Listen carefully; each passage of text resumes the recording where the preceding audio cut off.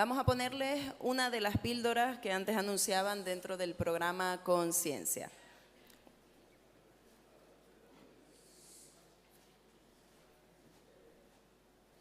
La reserva de la biosfera del macizo de Anaga es un regalo para los tinerfeños.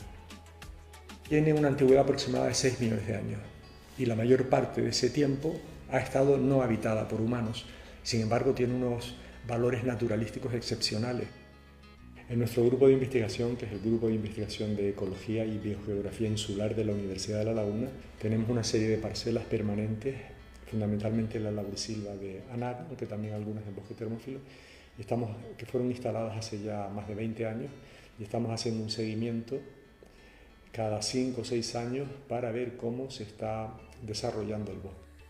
Tener datos acerca de cómo se encamina o se enfoca la dinámica forestal de los bosques de la laurisilva de Anaga o el ser capaces de reconstruir cómo era la vegetación de Anaga antes de llegar a los humanos son evidentemente datos muy importantes para la gestión de la reserva. Anaga es muchísimo más que un sitio bonito donde ir a comer y a pasear. Anaga tiene un valor incalculable en su naturaleza, en su geomorfología, y para los santacruceros y laguneros es tener un espacio natural a metros de su casa, lo cual es un auténtico paraíso.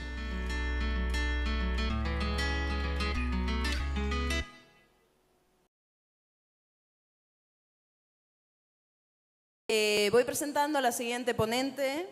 Se trata de doña Julia Campos Díaz, jefa de Servicio de Salud Ambiental de la Dirección General de Salud Pública del Servicio Canario de Salud. Con su charla, requisitos sanitarios para el uso de rodenticidas en el medio natural.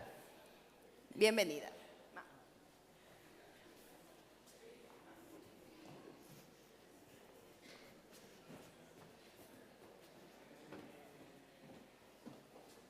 Hola.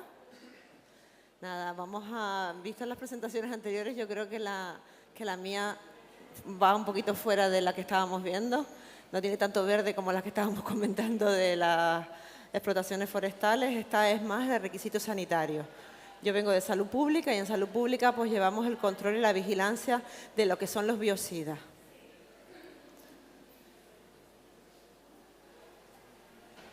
Aquí. Como todos sabemos, ya saben que los roedores son transmisores de enfermedades humanos, como podemos ver en la tabla, pueden ser causa de enfermedades como la fiebre Q, la criptosporidiosis, la toxoplasmosis y muchas de ellas. También son vectores que transmiten enfermedades animales, pero nos preocupan enormemente pues todas las razones también del consumo de productos que hacen para los consumos en humanos y en animales de alimentos, y el deterioro que hacen en la comida y en los piensos para animales, aparte de todos los daños que hacen en propiedades, en productos e infraestructuras.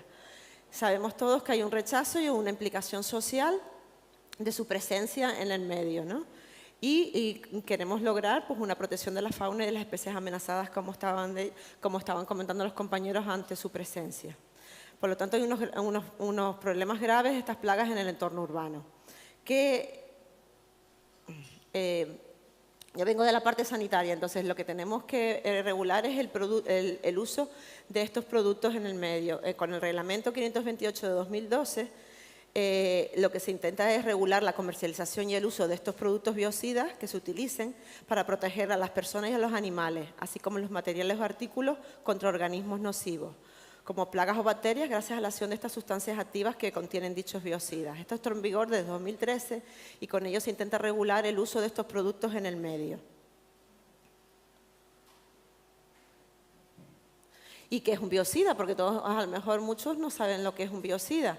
Pues un biocida sería toda sustancia o mezcla en la forma que se suministra al usuario, que esté compuesto que genere una sustancia activa. O también podemos contemplar aquellos biocidas que son generados in situ, con la finalidad o sustancias destinadas a ser utilizadas con la finalidad de destruir, contrarrestar, neutralizar cualquier organismo nocivo o impedir su acción o ejercer sobre él un efecto. Aparte de una acción mera, que no sea por una acción física o mecánica. Eso sería lo que es un biocida.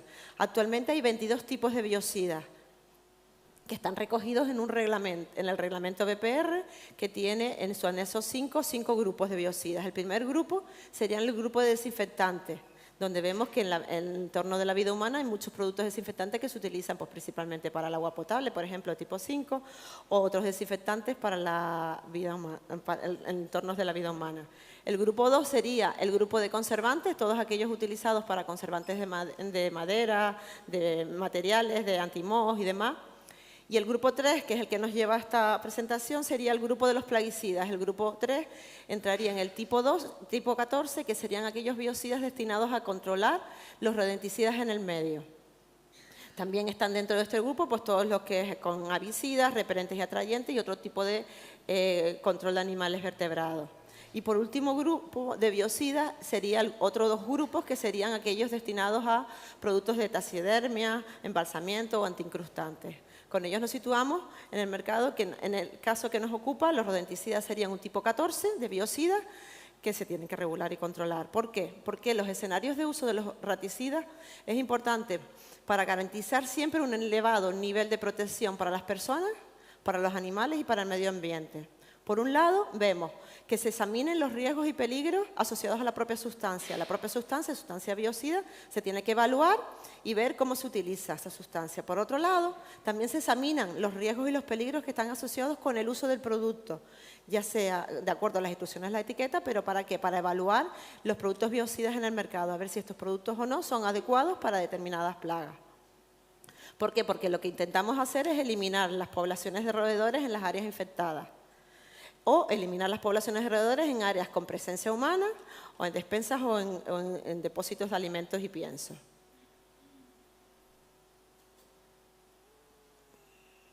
Perdonen, pero no funciona. Aquí.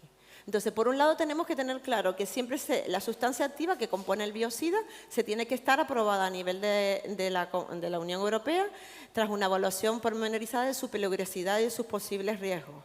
Y por otro lado, el producto que tiene esa sustancia tiene que estar autorizado por lo que tenemos. Que todos los productos que están comercializados en el territorio de la Unión Europea necesitan estar previamente autorizados. Y por ello las sustancias que componen esos productos tienen que estar aprobadas. ¿Por qué? Porque con ello queremos garantizar un uso sostenible de los biocidas para reducir los riesgos y los efectos de su utilización sobre la salud humana, la salud animal y el medio ambiente, y fomentar el uso de la gestión integrada de plagas y de enfoques o técnicas alternativos, como alternativas no químicas a los productos biocidas. Como veremos, los productos biocidas serán el último eslabón en la cadena. Primero tenemos que abogar por acción físicas o mecánicas o alternativas no químicas para en última opción utilizar los productos químicos. ¿Por qué queremos conseguir un uso sostenible? Pues a través de las autorizaciones, como he dicho, de los productos y de las aprobaciones de la sustancia activa. A través de un control de la gestión integrada de plagas en la utilización de unos códigos de buenas prácticas.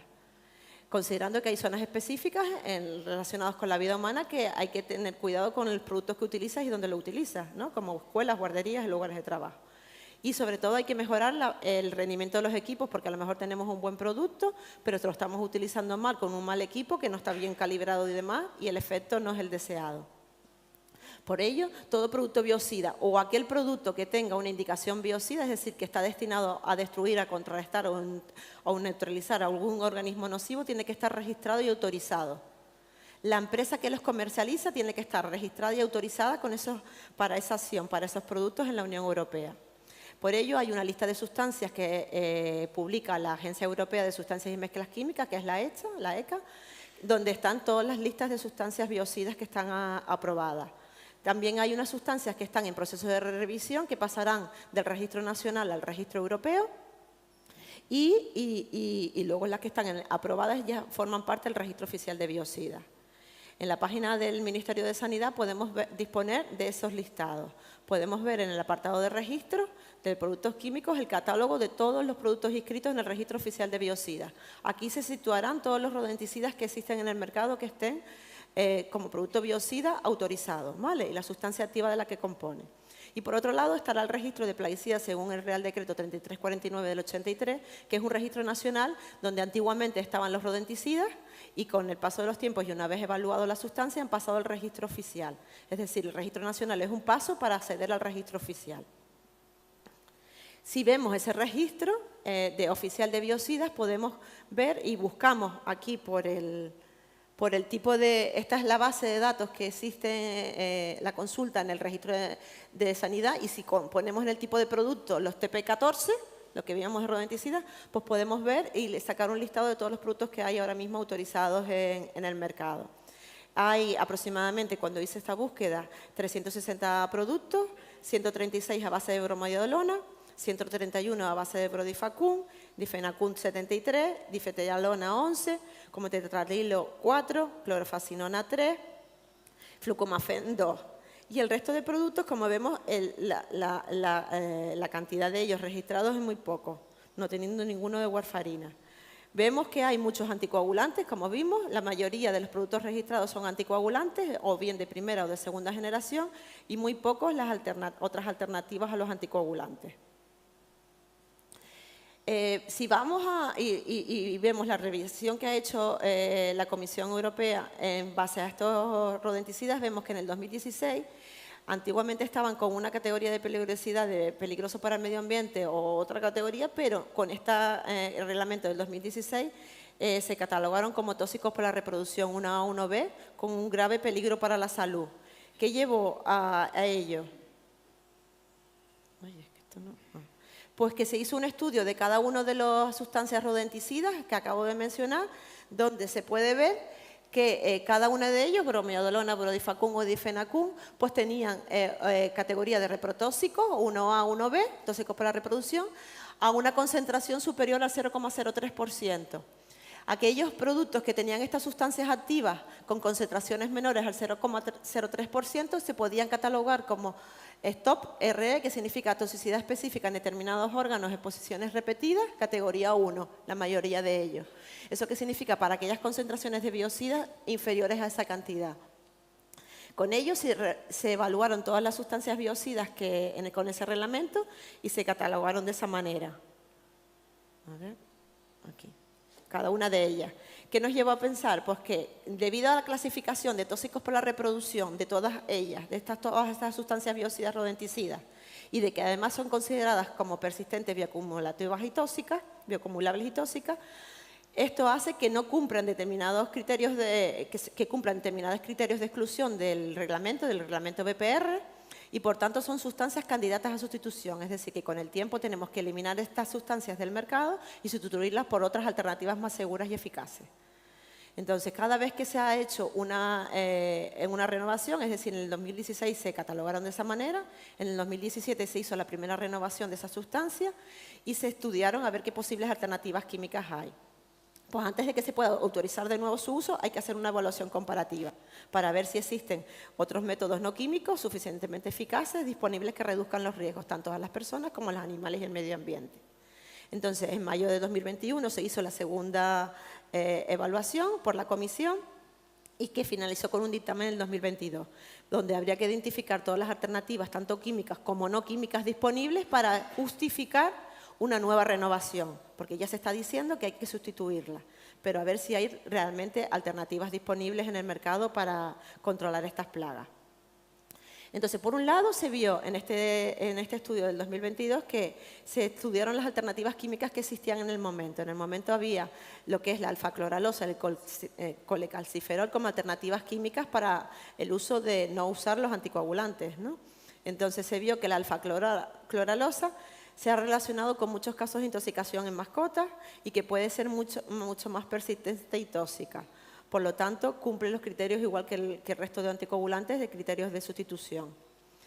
Y el calciferol también se ha considerado que es un disruptor endocrino, por lo tanto tampoco y aparte, estas dos alternativas químicas que se han estudiado, se ha comprobado que también existe un alto riesgo de envenenamiento primario o secundario en animales domésticos o silvestres. Por lo tanto, el Comité de Biocidas, el BPC, no pudo concluir si estas sustancias son más seguras para las personas, los animales y el medio ambiente en comparación con los rodenticidas anticoagulantes. Estudiando las alternativas no químicas que habían hasta este momento, pues las alternativas no químicas son trampas con pegamento, trampas mecánicas, capturas de animales vivos, a veces con trampas eléctricas. Pues lo único que el Comité de Biosidad identificó es que las trampas para roedores eran una buena alternativa para el control de roedores en interiores, solamente ratones en interiores y cuando la infestación no era muy alta. Porque eso lo basó en una prueba que se realizó en el interior de una granja con un tipo de trampa para roedores, y ahí sí vio que era eficaz.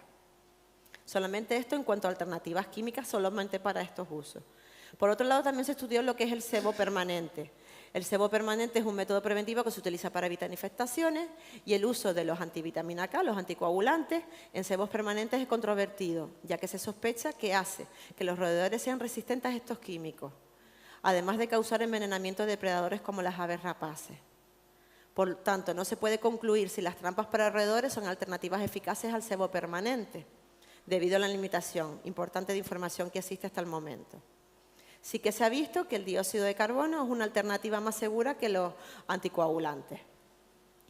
Así, en el 2024, ante la segunda renovación, tuvimos que la primera salió en el 2016, la clasificación 2017, primera renovación, y 2022, segunda renovación de estos rodenticidas. Hay que justificar mucho por qué se siguen utilizando y por qué no hay otras alternativas al mercado.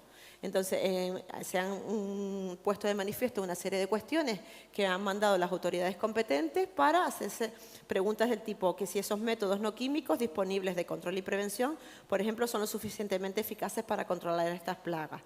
Si la diversidad química de la sustancia activa del rodenticida autorizada en la Unión es adecuado para reducir al mínimo la aparición de resistencia en los organismos nocivos y objetivos. Y así una serie de preguntas más que ha publicado con esa decisión la Comisión Europea. Lo que sí se ha llegado ha quedado claro es que hay 11 usos especificados tanto de la plaga en función de la plaga objetivo que queremos tratar, si es el ratón común, si es la rata parda o la rata de alcantarilla, en función del ámbito de uso, si es en interior, si es en exterior o en alcantarilla, en función de las categorías de usuarios a lo que van destinados, si es el público en general, si es un personal profesional o si es un personal más formado, que sería el profesional especializado.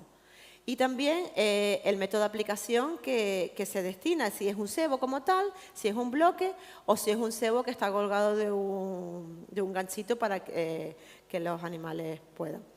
En cuanto al estudio de las alternativas y estos usos, es decir, con estos usos que tenemos de todos los objetivos determinados hasta ahora y las alternativas, que son la alfa-cloralosa, el fosfuro de aluminio, el dióxido de carbono, el cianuro de hidrógeno y el calciferol, solo se ha visto que hay alternativas, donde viene el sí, para determinados usos y no para todos.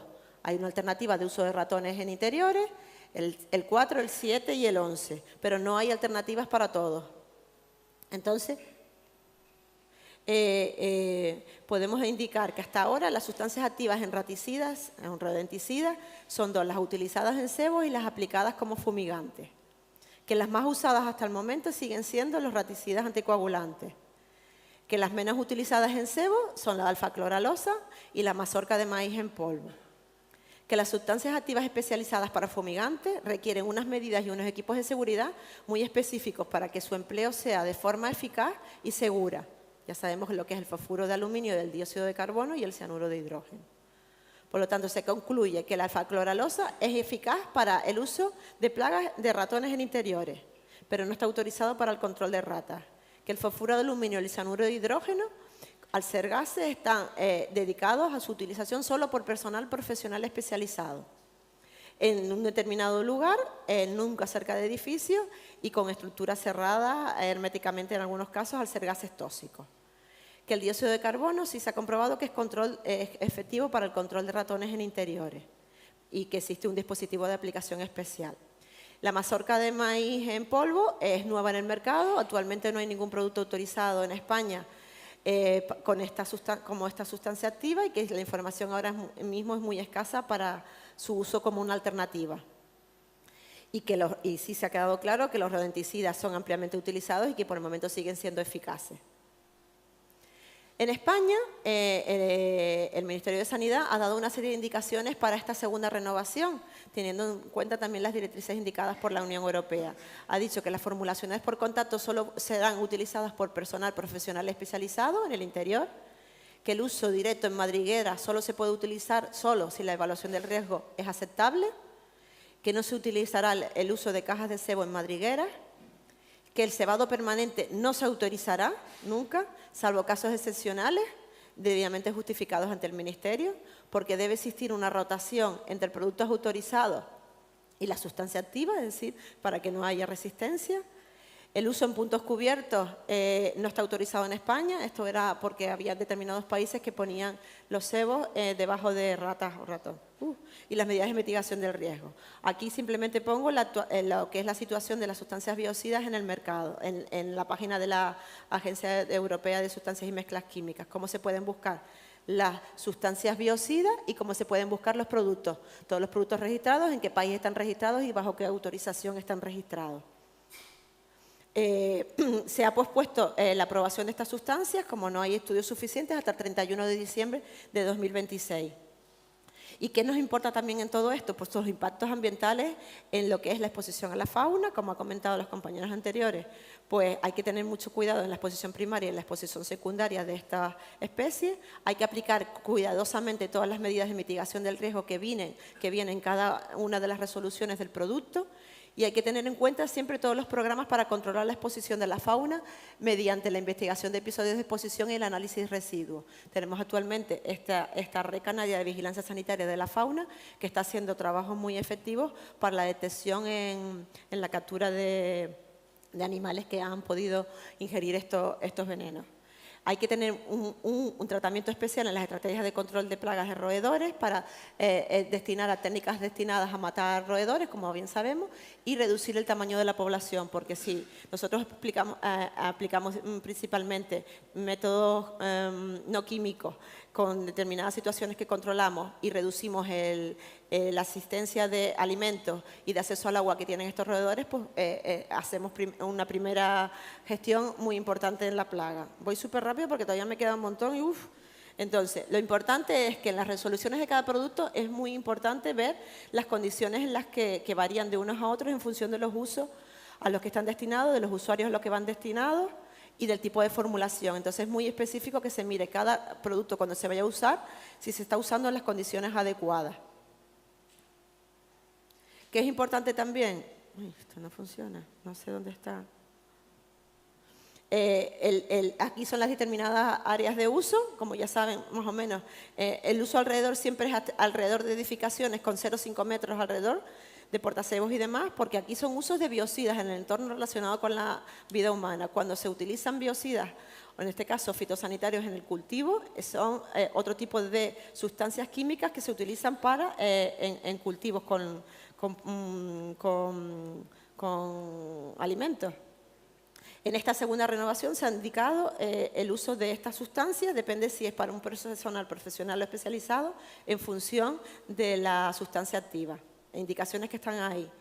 Hemos visto que el profesional especializado es aquel aplicador de productos biocidas que tiene formación específica en el control de roedores, con una formación específica. El profesional, el que lo utiliza en el entorno suyo, relacionado con su explotación. Y el público en general, pues cada uno de nosotros en nuestra vida. Así salió una formación recogida en el 2010 que intentar conseguir que todos los aplicadores tengan una formación específica. Por eso ha habilitado unos títulos de formación profesional para ellos, donde el aplicador de biocidas, en este caso para el TP14, tendría que tener un nivel de formación profesional de nivel 2, que sería un servicio para el control de plagas. Aquí es el servicio. Y el responsable técnico, que sería aquella persona responsable del diagnóstico de situación. Muy importante realizar siempre un buen diagnóstico de la situación para luego realizar unos tratamientos. Y como he comentado, primero unos tratamientos físicos o barreras mecánicas y por último unas medidas químicas. El responsable técnico de estos biocidas TP14 tiene que tener un nivel de formación específico, que es una formación profesional de nivel 3, con esta denominación, gestión de servicios para el control de organismos nocivos. El responsable técnico tiene que asumir una serie de responsabilidades que están bien indicadas aquí, y todas las empresas del sector que realicen estos tratamientos tienen que estar registrados, porque en la comunidad autónoma, en este caso la Dirección General de Salud Pública, lleva el control de las empresas que están registradas en el Registro Oficial de Establecimientos y Servicios Biocidas, que está dispuesto por una orden del 2012, donde se recogen todas las actividades que se tienen que registrar y todos los biocidas que tendrían que estar, en este caso, que nos ocupa sería el biocidas A3 de desinfección, desinfectación y desratización. Tiene que presentar una serie de documentación, y lo que he incidido hasta el momento es que todos los tratamientos tienen que implantarse previamente a haberse realizado un buen diagnóstico de la situación, siguiendo bien y teniendo en cuenta todas las instrucciones de uso y todas las medidas de mitigación del riesgo que se indican en cada uno de los productos a utilizar.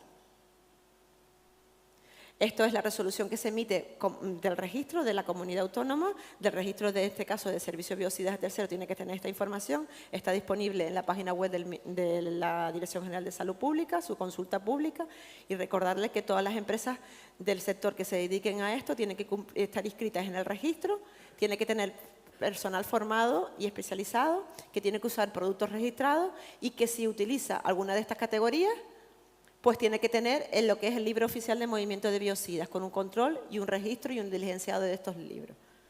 Y por último, darles muchas gracias por su atención, y les he puesto una infografía de lo que nosotros sacamos en el canal de Canarias Saludable, que verán muchos cuando van a los centros de salud o a los hospitales, de una información básica para cualquier persona que contrate empresas del sector en sus tratamientos rutinarios. Muchas gracias.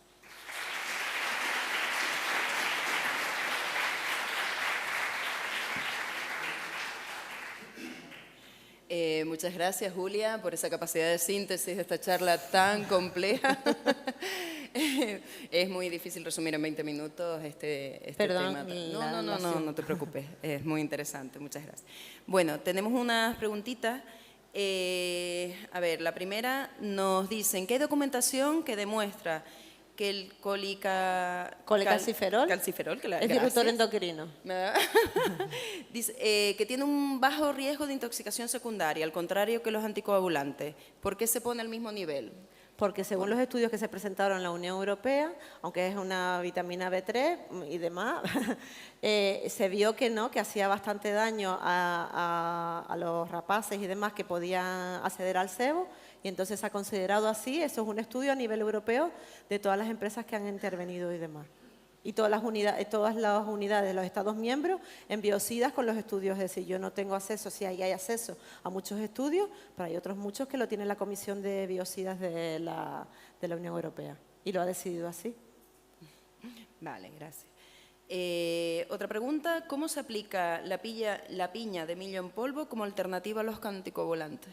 Ahora mismo, como comenté, no hay ningún producto en España autorizado, y hay muy pocos. En las diapositivas anteriores, cuando estaban listados por sustancia activa, se veía la sustancia activa mazorca de maíz, y a la derecha había el número de productos registrados. Hay muy pocos productos registrados. ¿Y cómo se aplica? Pues realmente no sé, cuando miras, accedes a la resolución y ves las medidas, te dice exactamente cómo viene, la presentación en la que viene, y cómo se utiliza y cómo se tiene que seguir todas las indicaciones de uso que vienen en la resolución. Tendría que verla específicamente esa. Vale, perfecto. Esto va un poco en colación con la siguiente, que nos preguntaban que si hay alguno autorizado en España para aplicar en el medio natural lejos de las edificaciones. Es lo que decía, es decir, estamos viendo que los biocidas se usan en todas aquellas instalaciones alrededor de la vida humana, así que están autorizados en exteriores, pero no más de esa distancia. Entonces, esos productos que se utilicen en otro foco, pues pueden ser fitosanitarios, que hay muy pocos, la verdad, y los biocidas. Entonces, ¿qué es lo que tenemos que controlar? Es el uso en estos medios, para que luego no haya ningún problema con contaminación accidental de aves y animales que haya por la zona. Vale, perfecto. Pues concluimos. Gracias, Julia. Vale.